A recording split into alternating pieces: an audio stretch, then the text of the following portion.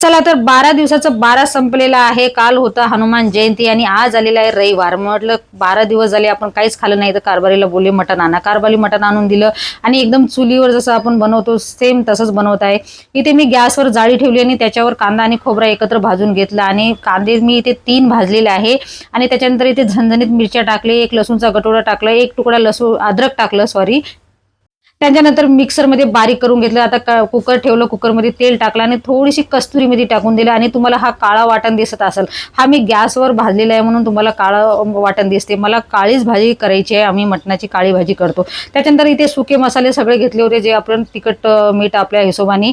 तर त्याच्यानंतर तेल गरम झालं, मसाला टाकून दिलं, मसाल्याला तेल सुटस्तोवर भाजून घेतलं. त्याच्यानंतर सगळे सुके मसाले अजून 5-6 मिनिटं परतून घेतलं. त्याच्यानंतर आपलं 4-5 पाण्याने स्वच्छ मटण धुवून ठेवलं होतं, ते मटण टाकून अजून 5-6 मिनिटं अजून परतून घेतलं. त्याच्यानंतर आपल्याला जेवढं पाणी लागते तेवढं पाणी टाकून दिलं आणि हिरवीगार कोथिंबीर टाकून दिलं. या मटण खायला आणि चॅनलला मात्र